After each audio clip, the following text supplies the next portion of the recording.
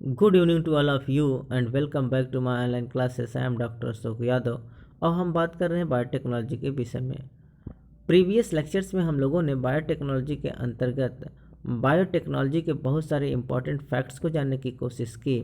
साथ ही साथ बायोटेक्नोलॉजी के टाइप्स के रूप में हम लोगों ने ओल्ड बायोटेक्नोलॉजी के विषय में डिस्कस किया, मॉडर्न बायोटेक्नोलॉजी के विषय में डिस्कस किया। साथ ही साथ बायोटेक्नोलॉजी के बहुत सारे इंपॉर्टेंट प्रिंसिपल्स के विषय हम लोगों ने जान लिया था।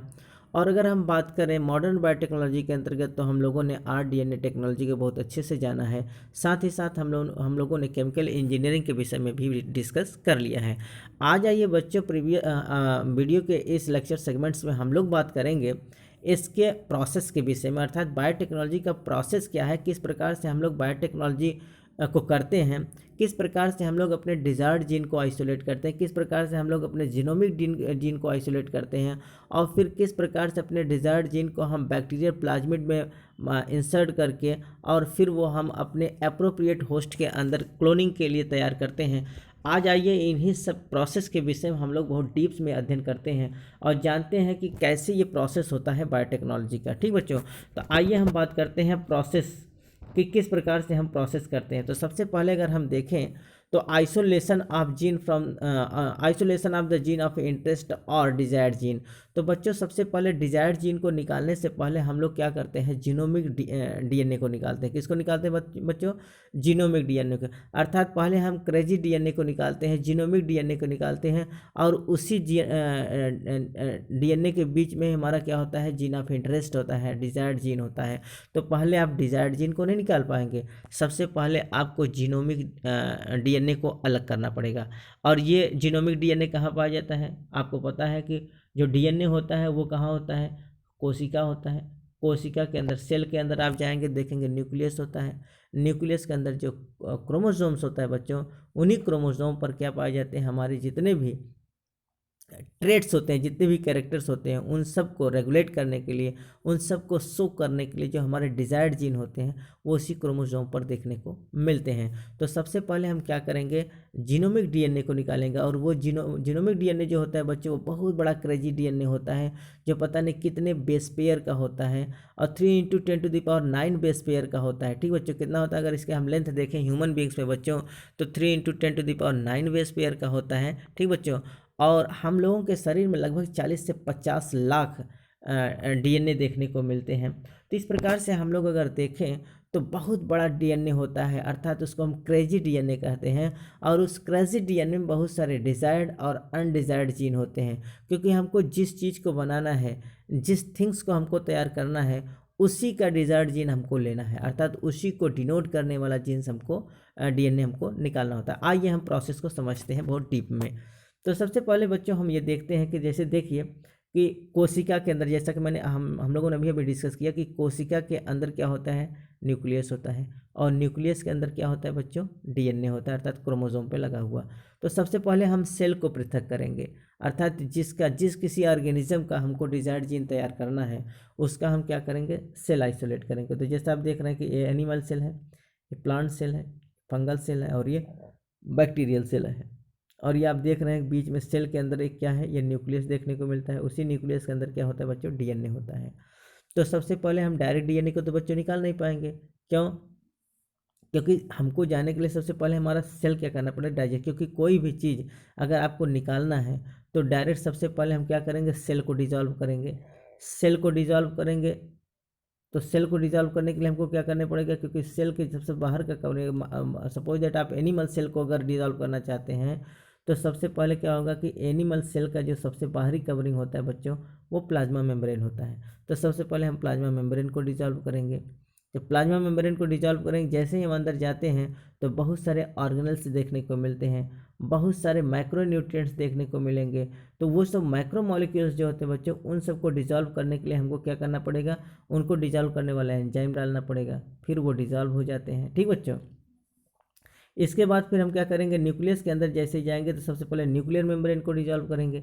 न्यूक्लियर मेम्ब्रेन को डिजॉल्व करने के बाद न्यूक्लियस के अंदर जब जाएंगे तो वहाँ भी बहुत सारे माइक्रो मॉलिक्यूल्स होते हैं, उनको भी डिजॉल्व करने के लिए उनको डाइजेस्ट करने वाले एंजाइम को डालना पड़ेगा। अल्टीमेटली जब आप वहाँ पहुँच जाते हैं तो आपको क्या होता है बच्चों, क्रेजी डीएनए मिल जाता है। तो आइए हम यहाँ से समझते हैं। तो ये है, जैसे हम केवल एक सेल को लेकर बात करेंगे क्योंकि प्रीवियस लेक्चर्स में हम इसके विषय में डिस्कस कर चुके हैं। तो यहाँ देखिए हम एनिमल सेल को लेकर बात करेंगे, ठीक बच्चों।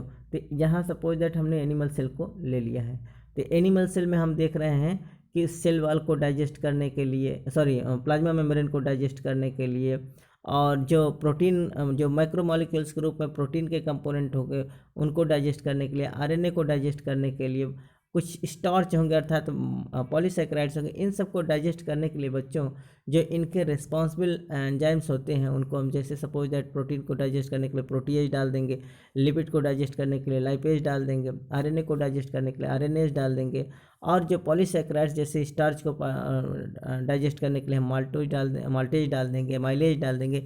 इस प्रकार से बहुत सारे एंजाइम जब हम डाल देंगे तो ये सब टोटल डाइजेस्ट हो जाता है, और डाइजेस्ट होने के बाद हमको क्या मिल जाता है बच्चों, एक नेकेड डीएनए मिल जाता है, अर्थात एक क्रेजी डीएनए मिल जाता है, which contains the desired gene, और इसी में डिजायर्ड जीन पाया जाता है, ठीक बच्चों।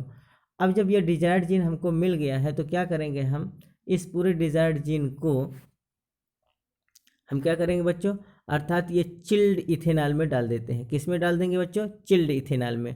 जब हम चिल्ड इथेनॉल में डाल देते हैं तो ये क्या होता है कि डीएनए के अंदर का जो वाटर होता है बच्चों वो हाइड्रोलाइज होकर इथेनॉल के अंदर आ जाता है, ठीक बच्चों, अर्थात ये डिहाइड्रेट हो जाता है, और हमारा जो डीएनए है बच्चों ये ऊपर की ओर तैरने लगता है। और फिर हम स्पूलिंग प्रोसेस द्वारा, किसके द्वारा बच्चों, स्पूलिंग के द्वारा, अर्थात एक ग्लॉस रॉड की सहायता से हम इसको क्या करते हैं, ऊपर की ओर निकाल लेते हैं, और इस प्रोसेस को हम क्या कहते हैं बच्चों, स्पूलिंग कहते थे।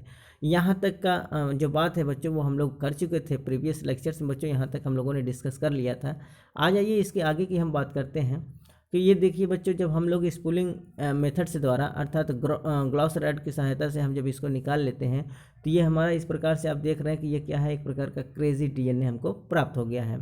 तो ये जो क्रेजी डीएनए होता है बच्चों ये बहुत लंबा डीएनए होता है, और इसी में कहीं ना कहीं हमारा जीन ऑफ इंटरेस्ट छिपा होता है। जैसे आप ये देख रहे हैं, ये क्या है हमारा बच्चों, ये जीन ऑफ इंटरेस्ट है, जैसा कि ये लिखा गया है।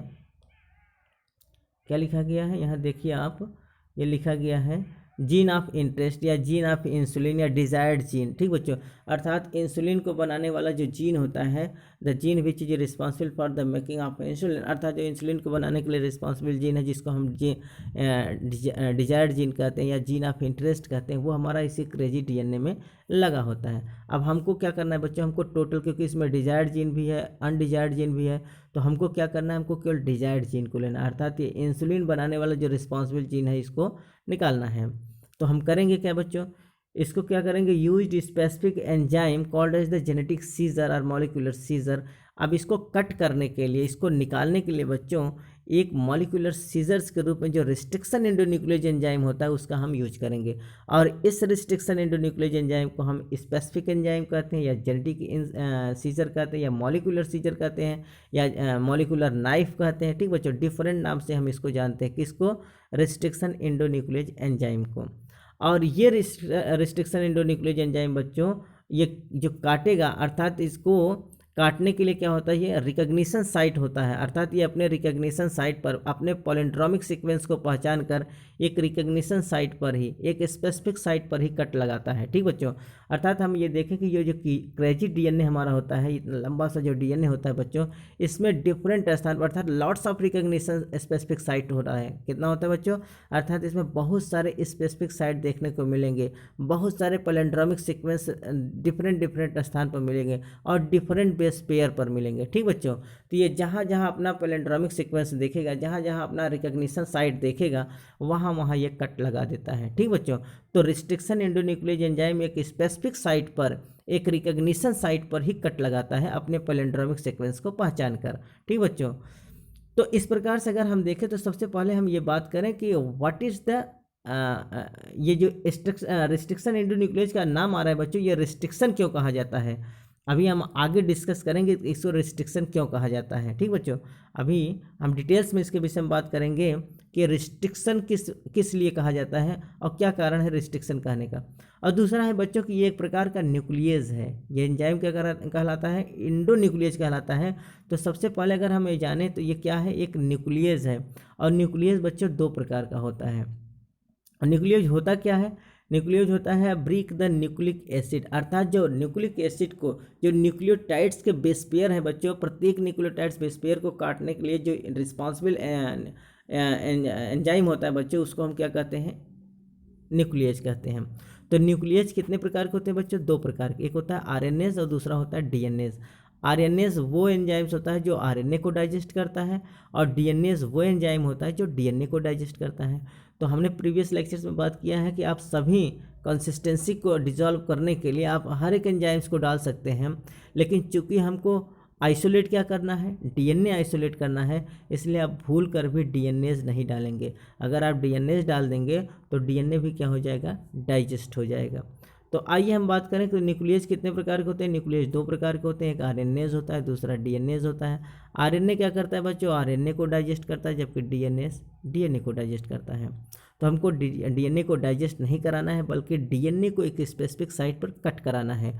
तो आइए हम बात करें कि इसीलिए इसका नाम रिस्ट्रिक्शन है, अर्थात ये जहाँ ये क्या करता है बच्चों, रिस्ट्रिक्शन इसका इसलिए नाम है, आगे हम अभी डिस्कस करेंगे भी, क्योंकि जब किसी बैक्टीरिया के अंदर किसी प्रकार का कोई एलियन जीन आता है, कोई फॉरेन डीएनए आता है, फॉरेन जीन आता है बच्चों, तो इसको ये क्या करता है, पहचान के कट कर देता है, अर्थात उसको रिस्ट्रिक्ट करता है, अपोज करता है, आने से रोकता है, इसलिए इसको रिस्ट्रिक्शन एंडोन्यूक्लियस एंजाइम कहते हैं। तो इस प्रकार से अगर हम देखें बच्चों, तो जो ये न्यूक्लियसेस है ये दो प्रकार के हैं, कौन कौन, आरएनएस है, डीएनएस। अगर हम बात करें डीएनएस की बच्चों, तो डीएनएस दो प्रकार के होते हैं, अर्थात जो इंडोन्यूक्लियस होता है ये डीएनएस होता है, ये दो प्रकार के होते हैं, एक एक्सोन्यूक्लियस और दूसरा होता है इंडोन्यूक्लियस। जो एक्सोन्यूक्लियस होता है उसको हम क्या कहते हैं बच्चों, आइए हम बात करते हैं कि क्या होते हैं exonuclease. Cut the nucleotides from the outside, अर्थात जो न्यूक्लियोटाइड्स होते हैं बच्चों, सच एज द, अगर हम ये कहें कि ये जो न्यूक्लियोटाइड्स होते हैं, जैसे हम करें एडेनिन, थाइमिन, साइटोसिन, गुआनिन, और यहाँ भी क्या हो जाएगा बच्चों, यहाँ थाइमिन, एडेनिन, गुआनिन, साइटोसिन। तो जब एक एक न्यूक्लियोटाइड्स को बच्चों ये बाहर से कट लगाता है, ठीक बच्चों, अर्थात एक एक न्यूक्लियोटाइड बेस पेयर को अगर ये बाहर से कट लगाता है, आउटसाइड से कट लगाता है, तो इस प्रकार का जो एंजाइम होता है बच्चों, इसको हम एक्सोन्यूक्लियस कहते हैं। जैसा कि आप देख रहे हैं कि ये क्या कर रहा है, ये बाहर से कट लगा रहा है, ठीक बच्चों, अर्थात ये किनारे किनारे साइड से काट देगा, ठीक बच्चों। तो जब बाहर से किसी प्रकार का कोई कट लगाया जाता है, सपोज दैट जैसे हम ये कहें कि ये हमारा डीएनए है, ऐसा आप देख रहे हैं, तो डीएनए में जब ये बाहर से कट लगाए यहाँ किनारे से, तो बाहर से जब कट लगता है बच्चों, तो इसको हम क्या कहते हैं, इसको हम एक्सोन्यूक्लियस एंजाइम कहते हैं। और दूसरी अगर हम दूसरी भाषा में बात करें बच्चों, तो ये देखिए दूसरा जो है इंडोन्यूक्लियस। तो nucleotides of DNA cut inside called as the endonuclease activity. अगर न्यूक्लियोटाइड्स को कोई डीएनए अंदर से कट लगाता है, अंदर से काटता है, तो इस प्रकार के एंजाइम को हम क्या कहते हैं बच्चों, इंडोन्यूक्लियस एंजाइम कहते हैं, और इस प्रकार की एक्टिविटी को हम इंडोन्यूक्लियस एक्टिविटी कहते हैं, ठीक बच्चों। तो एक बार फिर से आप जान लीजिए, एक्सोन्यूक्लियस वो एंजाइम होता है जो न्यूक्लियोटाइड्स को बाहर से कट करता है, जबकि इंडोन्यूक्लियस वो एक एंजाइम होता है जो न्यूक्लियोटाइड्स को बीच से काटता है, ठीक बच्चों, अर्थात इनसाइड द डीएनए के इनसाइड से कट लगाता है, ठीक बच्चों। तो इस प्रकार से अगर हम देखें तो बच्चों ये क्या होता है कि जो हमारा क्रेजी डीएनए है, क्रेजी डीएनए को काटने के लिए हम लोग स्पेसिफिक एंजाइम का यूज करते हैं, और उस स्पेसिफिक एंजाइम को हम जेनेटिक सीजर कहते हैं या मॉलिक्यूलर सीजर कहते हैं, या उसका नाम है रिस्ट्रिक्शन एंडोन्यूक्लियस एंजाइम। और ये रिस्ट्रिक्शन एंडोन्यूक्लियस एंजाइम बच्चों ये कौन सीक्रेट करता है, ये हमारा जो बैक्टीरिया होते हैं, जो प्रोकैरियोटिक ऑर्गेनिज्म होते हैं बच्चों, तो बैक्टीरियल सेल का जो प्लाज्मिड होता है, अर्थात वहाँ से ये क्या होता है बच्चों, ये रिलीज होता है, अर्थात जो बैक्टीरियल सेल होते हैं वो दो इंपॉर्टेंट एंजाइम सिक्रीट करते हैं, एक का नाम होता है रिस्ट्रिक्शन एंडोन्यूक्लियस और दूसरा का नाम क्या होता है बच्चों, मेथाइलेज। तो ये दो जो एंजाइम होते हैं बच्चों, it is more responsible for the self defence mechanism के लिए। जो प्रोकैरियोटिक ऑर्गेनिज्म होते हैं, जो हमारे बैक्टीरिया होते हैं बच्चों, उनके सेल्फ डिफेंस मैकेनिज्म के लिए दो इंपॉर्टेंट एंजाइम वो रिलीज करते हैं, एक का नाम होता है रिस्ट्रिक्शन एंडोन्यूक्लियस और दूसरे का नाम होता है मेथाइलेज। आगे हम इसके विषय में डिस्कस करेंगे कि इनका क्या रोल होता है। फिलहाल अभी यहाँ आप इतना जानिए कि ये रिस्ट्रिक्शन एंडोन्यूक्लियस एंजाइम से हम क्या करते हैं, इसको कट कराते हैं। तो ये रिस्ट्रिक्शन एंडोन्यूक्लियस एंजाइम बच्चों एक अपना स्पेसिफिक साइट पहचानता है, पैलेंड्रामिक सीक्वेंस को पहचान कर वो कट लगाएगा। तो सपोज दैट हम अगर ये बात करें तो ये क्रेजी डीएनए है, इस क्रेजी डीएनए में एक स्पेसिफिक साइट यहाँ मिल गया, एक स्पेसिफिक साइट मिल गया यहाँ, अर्थात डिफरेंट बेस पेयर पर बच्चों लॉट्स ऑफ रिकग्निशन साइट देखने को मिलते हैं। कितने बच्चों, lots of recognition specific site देखने को मिलते हैं और डिफरेंट डिफरेंट बेस पेयर पर होते हैं। तो इस प्रकार से जहाँ जहाँ ये अपना स्पेसिफिक साइट देखेगा वहाँ वहाँ ये रिस्ट्रिक्शन एंडोन्यूक्लियस क्या करेगा बच्चों, कट लगा देता है। और कट लगाने के बाद जैसा कि आप यहाँ देख रहे हैं कि many fragments of desired gene यहाँ तैयार हो जाते हैं। अर्थात जहाँ जहाँ डिजायर्ड जीन रहेगा बच्चों वहाँ वहाँ ये अपने स्पेसिफिक साइट को देखकर कट लगा देते हैं। कौन?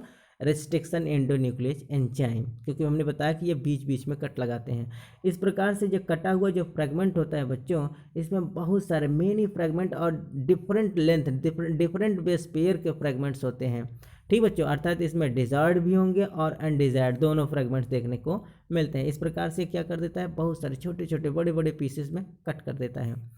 अब क्या करेंगे बच्चों, अब हम ये देखेंगे कि ये जो घोल है उस घोल के अंदर बहुत सारे फ्रेगमेंट्स आपस में कटे हुए हैं और वो क्या होते हैं, स्पष्ट रूप से हमारा डीएनए दिखाई नहीं दे रहा है।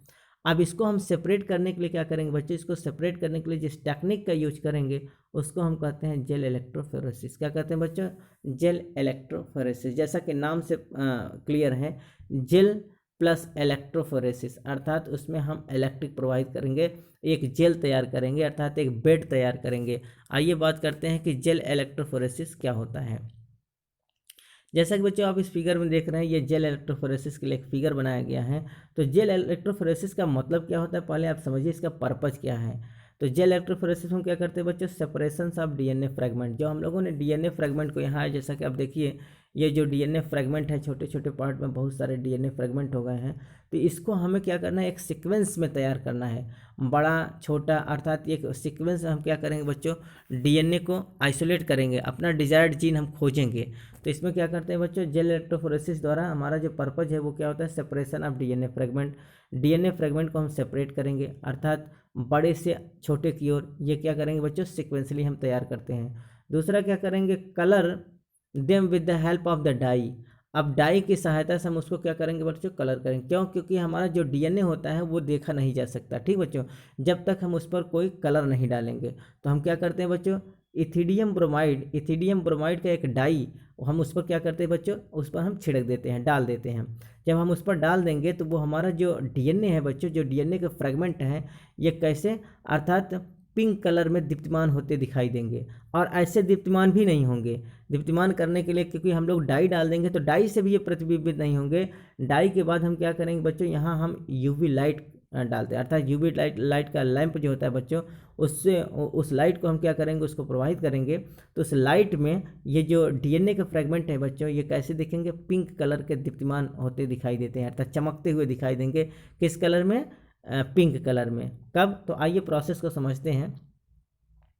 तो ये देख रहे हैं बच्चों, ये एक प्रकार का क्या होता है, एक बेड होता है जिसको हम कहते हैं एगरोस जेल। ये जो बेड होता है बच्चों, ये किसका बना होता है, ये एगरोस जेल का बना होता है, which is obtain from the gelidium gracilaria. एक प्रकार का रेड एल्गी होता है बच्चों, जिसको हम जेलिडियम ग्रेसिलेरिया कहते हैं। उस रेड एल्गी से ये एक जेल तैयार किया जाता है जिसको हम कहते हैं एगरोस जेल, ठीक बच्चों। और ये एगरोस जेल जो होता है बच्चों बहुत फ्रेजाइल होता है। तो ये एगरोस जेल हम ये इसलिए तैयार करते हैं, इसी एगरोस जेल में छोटे छोटे पोर होते हैं और उसी पोर में से क्या होते हैं बच्चों, डीएनए के फ्रेगमेंट मूव करते हुए आगे की ओर दिखाई देते हैं। आइए बात करते हैं इसके विषय में। तो ये देखिए, जैसा कि हम बात कर रहे हैं कि ये बेड ऑफ एगरोस जेल, अर्थात एक जेली लाइक स्ट्रक्चर हम तैयार करते हैं, एक प्रकार का बेड तैयार करते हैं। और वो किसका होता है बच्चों, एगरोस जेल का बना होता है। और ये एगरोस जेल जो है बच्चों, वो जेलिडियम ग्लाइसिलेरिया नाम के एक रेड एल्गी से तैयार किया जाता है। और इस प्रकार से आप देख रहे हैं कि ये बेड है। अब इस बेड में क्या करते हैं बच्चों, ये छोटे छोटे वेल्स लगे होते हैं। ये क्या है बच्चों, ये वेल्स हैं। ये देखिए इस प्रकार से वेल्स लगे होते हैं। और इसी वेल्स में जो हमारे डीएनए के छोटे छोटे पार्टिकल्स जो सोल्यूशन में क्या है बच्चों, छोटे छोटे हो गए हैं, पूरे सोल्यूशन में डिजॉल्व हैं। अब उसको क्या करेंगे बच्चों, उस सोल्यूशन को पूरा हम लोग क्या करते हैं, इस वेल्स के अंदर डालते हैं, ठीक बच्चों। और वेल्स को डालते हैं और यहाँ हम देखते हैं कि इलेक्ट्रिक फील्ड प्रोवाइड करते हैं। क्या करते हैं बच्चों, एक तरफ कैथोड होता है, एक तरफ एनोड होता है, ठीक बच्चों। तो आप देख रहे हैं कि इलेक्ट्रिक फील्ड हम लोग क्या करते हैं, जनरेट करते हैं। और फिर हम ये देखते हैं, चूँकि ये जो डीएनए के पार्टिकल्स होते हैं बच्चों, जैसा कि आप देख रहे हैं fragment of the DNA wells, ये छोटे छोटे वेल्स हैं। और इसी में हम क्या करते हैं बच्चों, डीएनए के जो सॉल्यूशन जो जिसमें वो डीएनए का जो पीस है, छोटे छोटे टुकड़े में जो हो चुके हैं बच्चों, उनको हम इसी वेल्स के माध्यम से डालते हैं। चूँकि बच्चों जो डीएनए होता है वो नेगेटिवली चार्ज पार्टिकल्स होता है और ये एसिडिक मीडियम का होता है बच्चों। इसका मीडियम जो होता है कैसा होता है, एसिडिक नेचर का होता है। और डीएनए जो होता है बच्चों नेगेटिवली चार्ज पार्टिकल, बहुत इंपॉर्टेंट, आप इसको याद रखेंगे कि डीएनए क्या होता है, ये नेगेटिवली चार्ज पार्टिकल्स का होता है और एसिडिक मीडियम पाया जाता है। चूँकि बच्चों ये नेगेटिवली चार्ज पार्टिकल का होता है इसलिए ये मूव किधर करेगा, पॉजिटिव चार्ज की ओर, अर्थात जो पॉजिटिव इलेक्ट्रोड होगा उधर की ओर ये मूव करेगा। ठीक बच्चों, तो आप देखेंगे कि जो डीएनए है बच्चों इस प्रकार से इधर मूव करते हैं, अर्थात पॉजिटिव इलेक्ट्रोड की ओर मूव करते हुए दिखाई देंगे। ठीक बच्चों, तो आइए इसको हम थोड़ा सा और अच्छे से जानने की कोशिश करते हैं। ये देखिए फिगर के माध्यम से हम ये देखते हैं बच्चों, ये देखिए ये कैथोड है, ये एनोड है, अर्थात ये छोटे छोटे आप देख रहे हैं ये वेल्स हैं। क्या है बच्चों, ये वेल्स हैं।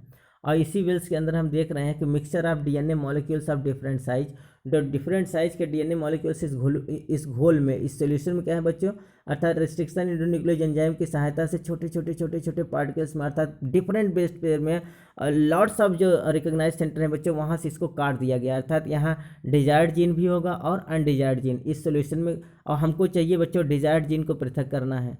और इसको आइसोलेट करने के लिए क्या करेंगे बच्चों, ये जो घोल है जिसमें डीएनए के छोटे छोटे पीस सब टूटे हुए हैं, बहुत सारे हैं, इनको हम इस वेल्स के माध्यम से डालते हैं। ठीक बच्चों, जब हम वेल्स के माध्यम से डालेंगे बच्चों, देखिए जैसा कि फिगर में आप देख रहे हैं ये जेल है, ये जो है बच्चों एग्रोज जेल लगा हुआ, क्या है बच्चों, ये ऊपर जो आप देख रहे हैं ये एग्रोज जेल है।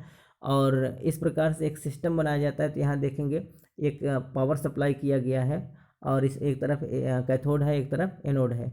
चूँकि जो ये क्या कहते हैं डीएनए होता है बच्चों, ये डीएनए क्या होता है, नेगेटिवली चार्ज पार्टिकल को होता है, इसलिए नेगेटिव से किधर मूव करेगा बच्चों, ये पॉजिटिव, अर्थात एनोड की ओर क्या करेगा, मूव करेगा। आइए इसको देखते हैं हम।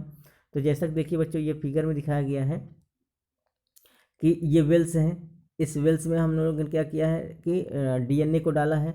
तो ये देखिए जो डीएनए के फ्रेगमेंट होते हैं बच्चों, ये क्या होते हैं, लार्ज मॉलिक्यूल्स जो होते हैं वो पीछे की ओर रह जाते हैं और जो स्मॉलर मॉलिक्यूल हैं बच्चों ये आगे की ओर रन करते हुए चले आते हैं। अर्थात जो एग्रोस जेल होता है बच्चों उसमें छोटे छोटे पोर्स होते हैं, उसी पोर्स में ये क्या करते हैं, मूवमेंट करते हुए दिखाई देते हैं। तो इस प्रकार से एक सीक्वेंस में क्या होता है बच्चों, ये तैयार हो जाते हैं। जैसा कि आप देख रहे हैं कि लार्जर मॉलिक्यूल्स क्या होते हैं बच्चों, ये पीछे रह जाते हैं और शॉर्टर मॉलिक्यूल्स क्या होते हैं, आगे की ओर मूव करते चले जाते हैं। किधर मूव करेंगे बच्चों, अर्थात जो डीएनए होता है, ये डीएनए क्या होता है बच्चों, ये निगेटिवली चार्ज पार्टिकल होता है और इधर ये कैथोड है। तो डीएनए इधर मूव करते हैं, अर्थात निगेटिव चार्ज से किधर आएंगे, पॉजिटिव, अर्थात पॉजिटिव इलेक्ट्रोड की ओर मूव करते हुए दिखाई देते हैं। और ये ऊपर क्या है बच्चों, ये एग्रोस जेल पर ये मूव करते हैं। जैसा कि आप यहाँ देखिए फिगर में, यहाँ देखिए दिखाया गया है कि ये डीएनए का सैंपल है, शायद इसमें बहुत सारे छोटे छोटे क्या हैं बच्चों, छोटे बड़े डिफरेंट बेस पेयर के डीएनए हैं। जैसा कि आप देख रहे हैं DNA cleavage by the restriction endonuclease enzyme, यहाँ डीएनए क्या किया बच्चों, क्लीव किया गया है रिस्ट्रिक्शन इंडोन्यूक्लियोज एंजाइम की सहायता से। और यहाँ बहुत सारे छोटे छोटे क्या है, डिफरेंट बेस पेयर के डीएनए हैं, अर्थात ये सोल्यूशन में, यहाँ सोल्यूशन में घुले हुए हैं। और इसको हम वेल्स के माध्यम से क्या करेंगे बच्चों, इसी वेल्स में डालेंगे। और ये जो आप देख रहे हैं ये एग्रोस जेल का बेड बनाया गया है। तो ये जो डीएनए के फ्रेगमेंट्स हैं बच्चों, ये क्या होते हैं, यहाँ आप देखेंगे DNA bands visualized in the ultraviolet transilluminator. तो बच्चों जो अल्ट्रावायलेट रेज है, अल्ट्रावायलेट रेज का जो लैंप होता है बच्चों, जैसे ही हम लैंप इस पर फोकस करेंगे वैसे ही क्या होते हैं, डीएनए के डिफरेंट बैंड दिखाई देते हैं। जैसा कि आप ये फिगर में देख रहे हैं कि हम क्या करेंगे, जैसे इस पर लाइट मारेंगे, कौन सा लाइट बच्चों, अल्ट्रावायलेट रेज, जैसे ही हम इस पर डालेंगे तो ये क्या होता है कि ये डीएनए के डिफरेंट बैंड्स जो आप ये देख रहे हैं ये विजुअलाइज होते हैं, किसमें बच्चों, अंडर द अल्ट्रावायलेट रेज में। जैसा कि आप देख रहे हैं लाइट डीएनए फ्रेगमेंटेड। ठीक बच्चों, तो इस प्रकार से जब जैसे ही अल्ट्रावायलेट रेज का लाइट इस पर पड़ेगा बच्चों, तो वैसे ही डीएनए जो होते हैं बच्चों वो दीप्तिमान हो जाते हैं। अर्थात क्यों, क्योंकि हम इथिडियम ब्रोमाइड नाम के डाई को भी इस पर डाले हैं। तो इथिडियम ब्रोमाइड डाई को जब हम इस पर डालेंगे और फिर उस पर हम अल्ट्रावायलेट रेज से क्या करेंगे बच्चों, इसको फोकस करेंगे, तो हम देखेंगे कि डीएनए जो होता है बच्चों वो पिंक कलर के दीप्तिमान होते दिखाई देते हैं। तो यहाँ आप देख रहे हैं। और एक प्रकार के सीक्वेंस में भी ये क्या होते हैं बच्चों, ये अरेंजमेंट हो जाते हैं, एक प्रकार से सीक्वेंस में भी लग जाते हैं कि जो हैवी डीएनए फ्रेगमेंट्स हैं ये पीछे की ओर रह जाते हैं, अर्थात ये पीछे होते हैं। और जो स्टार्टर होते हैं बच्चों वो मूव करके आगे, अर्थात कैथोड की ओर चले आते हैं, पॉजिटिव इलेक्ट्रोड की ओर वो चले आते हैं। ठीक बच्चों, सॉरी। तो किधर आ जाते हैं बच्चों, पॉजिटिव इलेक्ट्रोड की ओर चले जाते हैं। ठीक बच्चों, तो आप ये देखेंगे कि ये क्या होते हैं, मूवमेंट करते हैं किधर से, अर्थात एनोड की तरफ, कैथोड से एनोड की ओर। अर्थात जो एनोड होता है बच्चों वो पॉजिटिवली चार्ज इलेक्ट्रोड्स होता है, और जो डीएनए होते हैं वो निगेटिवली चार्ज पार्टिकल्स होते हैं। तो वो किधर आएंगे बच्चों, कैथोड से एनोड की ओर आएंगे, अर्थात वो पॉजिटिव इलेक्ट्रोड्स की ओर क्या करते हैं, मूवमेंट करते हुए दिखाई देते हैं। ठीक बच्चों, जैसा कि आप ये देख रहे हैं, यहाँ भी देखिए ये क्या है, डीएनए के बैंड्स हैं। आप देख रहे हैं ये वेल्स हैं। वेल्स में हम लोगों ने क्या किया था, डीएनए के सैंपल को डाला था। तो हम देख रहे हैं कि लार्जेस्ट जो डीएनए मॉलिक्यूल्स हैं ये पीछे की ओर रह जाते हैं, जबकि स्मॉलेस्ट जो पार्टिकल है वो बच्चों ये आगे की ओर आ जाते हैं। तो इस प्रकार से इसको हम क्या कहते हैं, डीएनए के बैंड्स। अर्थात जैसे ही आप लाइट को मारेंगे वैसे डीएनए के डिफरेंट बैंड्स देखने को मिलते हैं।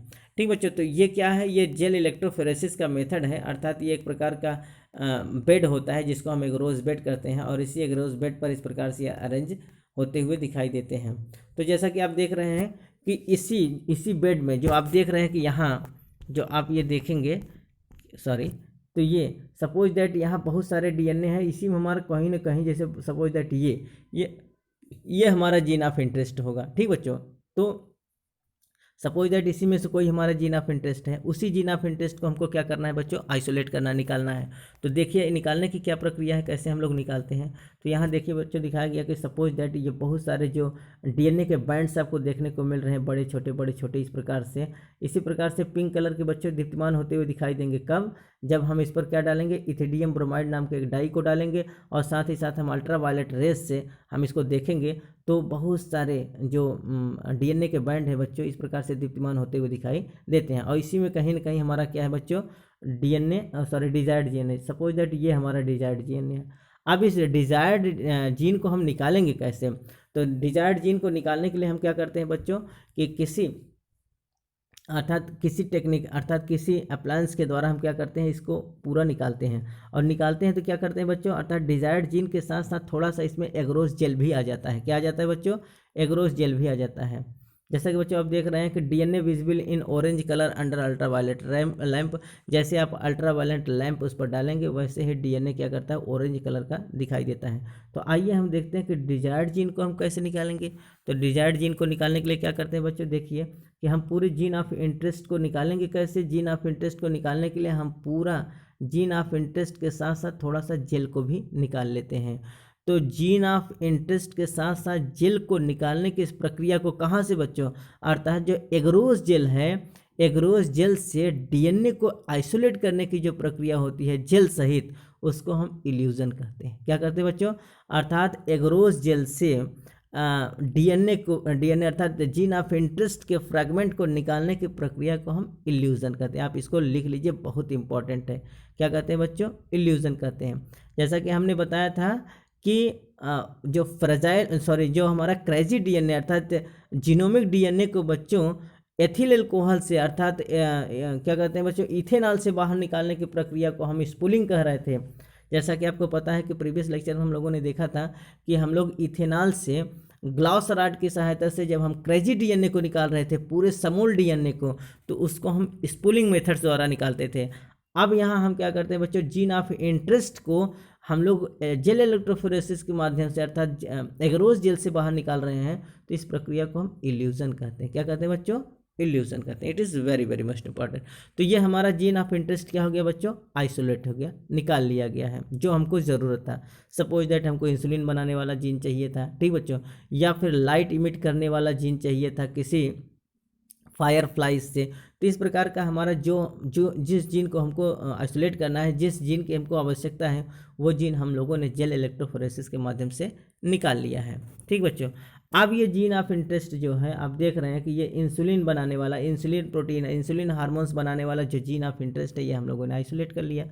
अब इसको आइसोलेट करने के बाद क्या करेंगे बच्चों, कि हम जो प्रोकैरियोटिक प्लाज्मिड होता है उसको हम वेक्टर के रूप में यूज करेंगे, और उस प्लाज्मिड को क्या करते हैं बच्चों, हम उसी रिस्ट्रिक्शन एंडोन्यूक्लियोज एंजाइम की सहायता से काटेंगे जिससे हम लोगों ने जीन ऑफ इंटरेस्ट को पृथक किया था। ठीक बच्चों, अर्थात जीन ऑफ इंटरेस्ट को जिस रिस्ट्रिक्शन एंडोन्यूक्लियोज एंजाइम की सहायता से हम लोगों ने कट किया था, ठीक उसी रिस्ट्रिक्शन एंडोन्यूक्लियोज एंजाइम का यूज करते हुए हम लोग प्लाज्मिड के उस पीस को काटेंगे जहाँ हमको जीन ऑफ इंटरेस्ट को क्या करना है, यहाँ लगाना है।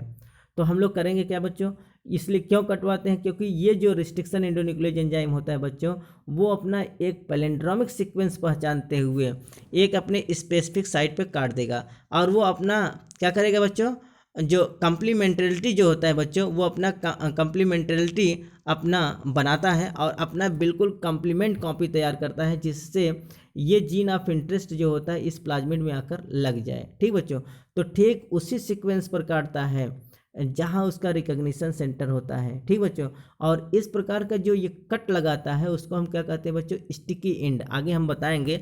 तो वो स्टिकी एंड पर कट लगाता है और एक स्पेसिफिक साइट पर अपने पैलेंड्रोमिक सीक्वेंस को पहचान कर, जिससे ये क्या होता है बच्चों, एक अपना जो है कम्प्लीमेंटरिटी तैयार करे, एक कम्प्लीमेंट कॉपी तैयार करे और फिर इस पर आके लग जाए। तो ये जो प्लाज्मिड होता है बच्चों, जब इस पर हमारा जीन ऑफ इंटरेस्ट इस प्लाज्मिड पर लग जाता है, तो इस प्रकार के डीएनए को हम क्या कहते हैं बच्चों, आरडीएनए क्या कहते हैं बच्चों, आरडीएनए, रिकम्बिनेंट डीएनए कहते हैं। ये क्या हो गया बच्चों, अर्थात रिकम्बिनेंट डीएनए बन के तैयार हो गया है। ये क्या है बच्चों, ये एक प्लाज्मिड है जिसमें हमारा ये जीन ऑफ इंटरेस्ट आके लग गया है। तो इस प्रकार के डीएनए को हम क्या कहते हैं, आरडीएनए, रिकम्बिनेंट डीएनए। अब इस रिकम्बिनेंट डीएनए को क्या करते हैं बच्चों, हम अपने एप्रोप्रिएट किसी होस्ट में ले जाकर इसको इंसर्ट कर देते हैं, और इंसर्ट करने के बाद क्या करते हैं बच्चों, ये अपना एम्प्लीफिकेशन करता है, बहुत सारे मल्टीपल कॉपी बनाकर तैयार करता है, अर्थात क्लोनिंग करता है। क्या करता है बच्चों, क्लोनिंग करता है, बहुत सारे मल्टीपल कॉपी बनाता है। ठीक बच्चों, तो ये जो प्रक्रिया है बच्चों, ये कैसे होगा, अर्थात हम लोगों ने जीन ऑफ इंटरेस्ट को आइसोलेट किया, इसके बाद हम वेक्टर अर्थात वेक्टर के रूप में हम लोगों ने प्रोकैरियोटिक सेल को अर्थात बैक्टीरियल सेल से हमने प्लाज्मिड को आइसोलेट किया। और प्लाज्मिड को क्या करेंगे बच्चों, हम सेम उसी रिस्ट्रिक्शन एंडोन्यूक्लियोज एंजाइम से काटेंगे जिसके द्वारा हम लोगों ने जीन ऑफ इंटरेस्ट को कट लगाया था। क्यों, इसलिए कि वो उसी स्पेसिफिक साइट पर काटे जिस स्पेसिफिक साइट से उन्होंने जीन ऑफ इंटरेस्ट को कट किया था। ठीक बच्चों, जिससे उसका एक पैलेंड्रोमिक सीक्वेंस तैयार हो जाए और उसी का कम्प्लीमेंट कॉपी तैयार हो जाए। कम्प्लीमेंटरिटी को भी हमको ध्यान में रखना है। ठीक बच्चों, तो कम्प्लीमेंटरिटी को वो बनाता है, और अपना जो ये इस प्रकार से जो एक डीएनए तैयार करता है बच्चों, इसको हम क्या कहते हैं, उसको हम आरडीएनए कहते हैं। क्या कहते हैं बच्चों, आरडीएनए, अर्थात रिकम्बिनेंट डीएनए। अब इस रिकम्बिनेंट डीएनए को हम किसी अप्रोप्रिएट होस्ट में डालेंगे तो ये इसका मल्टीपल कॉपी बना के तैयार करता है। तो यहाँ लिखा गया है, same restriction endonuclease enzyme are used for the cutting of the desired gene as well as the plasmid. अर्थात जिस रिस्ट्रिक्शन एंडोन्यूक्लियोज एंजाइम की सहायता से हमने डिजायर्ड जीन को काटा है, ठीक उसी एंजाइम के द्वारा हम लोग क्या करेंगे, प्लाज्मिड को भी काटेंगे। ठीक बच्चों, तो आज के लेक्चर में बच्चों हम लोगों ने इसके प्रोसेस को जाना, किस प्रकार से हम लोगों ने जीनोमिक डीएनए को आइसोलेट किया, साथ ही किस प्रकार से हम लोगों ने अपना जीन ऑफ इंटरेस्ट को आइसोलेट किया, क्या होता है जेल इलेक्ट्रोफोरेसिस, इन सब के विषय में बच्चों हम लोगों ने बहुत अच्छे से डिस्कस कर लिया। नेक्स्ट वीडियोज़ में बच्चों हम लोग ये जानेंगे कि रिस्ट्रिक्शन एंडोन्यूक्लियोज एंजाइम क्या होता है, इसका नाम रिस्ट्रिक्शन क्यों पड़ा, इसका डिस्कवरी कैसे हुआ, रिस्ट्रिक्शन एंडोन्यूक्लियोज एंजाइम किस पर काम करता है, और ये restriction endonuclease enzyme bacterial cell के अंदर किस रूप में काम करता है, क्या होता है सेल्फ डिफेंस मैकेनिज्म, क्या होता है न्यूक्लियेसेस। ठीक बच्चों, और साथ ही साथ इसमें जो मेथाइलेशन की प्रक्रिया होती है या मेथाइलेज एंजाइम क्या होता है, इन सब के विषय में बच्चों हम बहुत अच्छे से बात करेंगे। ठीक बच्चों, आगे हम लोग ये भी देखेंगे कि क्या होता है रिस्ट्रिक्शन मॉडिफिकेशन सिस्टम। तो हम लोग आगे देखेंगे कि बैक्टीरिया में रिस्ट्रिक्शन मॉडिफिकेशन सिस्टम देखने को मिलता है, जिसमें हम लोग देखेंगे कि इनका जो रिस्ट्रिक्शन एंडोन्यूक्लियोज एंजाइम है, ये फॉरेन अर्थात एलियन जीन को, फॉरेन डीएनए को, वायरस के डीएनए को क्या करता है बच्चों, ये रिस्ट्रिक्ट करता है, अर्थात इनको कट कर देता है, जिससे उसका जो सेल्फ डिफेंस हो पाता है। साथ ही साथ बच्चों इसमें अपने जीन को जोड़ने के लिए, अपने डीएनए को जोड़ने के लिए इसमें मेथाइलेशन की प्रक्रिया पाई जाती है, जो अपने क्या करता है बैक्टीरियल डीएनए को बचाने की कोशिश करता है, बचा लेता है। तो इन सब के विषय में बच्चों हम नेक्स्ट वीडियोस में डिस्कस करेंगे। उम्मीद है बच्चों आज का लेक्चर आपको बहुत अच्छे से समझ में आया होगा। अगर बच्चों हमारे वीडियोस आपको बहुत अच्छे से समझ में आए तो ज़्यादा से ज़्यादा चैनल को सब्सक्राइब करें, लाइक करें, अपने यार दोस्तों में शेयर करें, जिससे उनकी भी तैयारी सुचारू रूप से चल सके। अगर किसी प्रकार का कोई प्रॉब्लम हो बच्चों, वीडियो में कहीं आपको समझ में नहीं आया है, या फिर आपको किसी प्रकार का सुझाव देना है, या किसी प्रकार का आपको सजेशन लेना है, तो आप कमेंट के माध्यम से हमको अवगत करा सकते हैं। ठीक बच्चों, निश्चित तौर पर अगर आपको कोई प्रॉब्लम है तो आपकी समस्या का समाधान हम करने की पूरी कोशिश करेंगे। ठीक बच्चों, तो मिलते हैं बच्चों नेक्स्ट वीडियोज़ में नेक्स्ट सेगमेंट के साथ। तब तक के लिए बच्चों धन्यवाद।